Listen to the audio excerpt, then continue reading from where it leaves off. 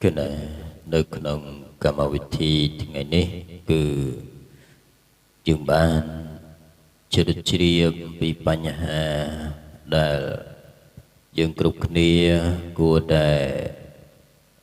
យល់ដឹងនៅក្នុងសង្គមយើងបច្ចុប្បន្នជាសង្គមសកលភាវូបនីយកម្មដែលជាភាពសម្បូរបែបរបស់ពិភពលោកដែលមានបច្ចេកវិទ្យាក៏ដូចជាវិទ្យាសាស្ត្រទំនើបដែលយើងគ្រប់គ្នាមិនទាន់នឹងចេះប្រើប្រាស់ក៏ដូចជាស្គាល់នៅតម្លៃនៃសម្ភារៈនិយមទាំងអស់នោះដែលជាការផលិតឡើងរបស់អ្នកដែលផលិតក៏ប៉ុន្តែយើងជាអ្នកប្រើឲ្យទៅតាមសមហេតុសមផលនៅសម្ភារៈទាំងអស់នោះដើម្បីជាការបម្រើរបស់យើងមិនមែនយើងទៅបម្រើនៅសម្ភារៈទាំងអស់នឹងទេអញ្ចឹងគេផលិតនៅសម្ភារៈទំនើបទាំងអស់នេះគឺសម្រាប់បម្រើជាតម្រូវការរបស់យើងគ្រប់គ្នាយើងមិនគួរនឹងបម្រើនៅសម្ភារៈទាំងអស់នោះថ្នាក់ធ្វើឲ្យយើងនឹងឯងភ្លេចនៅសតិស្មារតីថាយើងជាម្ចាស់របស់មិនមែនរបស់ជាម្ចាស់យើងទេអញ្ចឹងនេះគឺជាការសំខាន់បំផុតសម្រាប់យើងជាមនុស្សដែលជាអ្នកបញ្ជានៅយានយន្តជាអ្នកឲ្យសមនឹងការប្រើប្រាស់នៅសម្ភារៈឲ្យ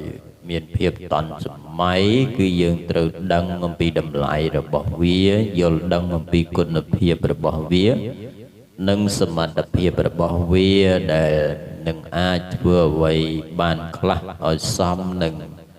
ការដែលយើងយកវាមកប្រើឬក៏ជាវទិញរបស់ទាំងអស់នោះយកមកប្រើដើម្បីជាតម្រូវការសម្រាប់យើងប្រើប្រាស់នៅក្នុងការចាំបាច់ក៏ដូចជាការឲ្យមនុស្សទាំងឡាយមានប្រយោជន៍ពីសម្ភារៈទាំងអស់នេះអញ្ចឹងនៅក្នុងនៃសេចក្តីនេះគឺវាសំខាន់ត្រង់ថាយើងជាម្ចាស់ទាំងអស់នេះដើម្បីកុំឲ្យរបស់ទាំងនោះធ្វើជាម្ចាស់របស់យើងដូចជានៅក្នុងពេលបច្ចុប្បន្ននេះគឺយើងមើលឃើញទៅច្រើនជាអ្នកខ្លះលេងនៅ smartphone អីនឹងរហូតទៅដល់ភ្លេចភ្លាំងរហូតទៅដល់ការបាត់បង់សតិបញ្ញាណាមនុស្សធ្លាប់តែមានសតិបញ្ញាស្មារតីស្លាតវាងវៃក៏ប៉ុន្តែដល់តែបានប្រើរបស់ទាំងអស់នោះបែរទៅជាមនុស្សមួយប្រភេទផ្សេងទៀតដែលយើងមិនមានការរំពឹងចង់បានក៏ប៉ុន្តែមនុស្សទាំងនោះមិនអាចកែលែងឡើងហើយប៉ុន្តែមួយចំណុចទៀតគឺយើងឃើញមានផលវិជ្ជមានខ្លះដែលអ្នកប្រើគឺទាញពីប្រយោជន៍ដែលការប្រើនៅ smartphone ទាំងអស់នោះមិនធ្វើជាប្រយោជន៍មិនធ្វើជា business មិនធ្វើជាការរកស៊ីរបស់គេកើបលុយរាប់ពាន់រាប់លានដុល្លារអំពីសម្ភារៈដែលគេប្រើប្រាស់នោះគឺគេ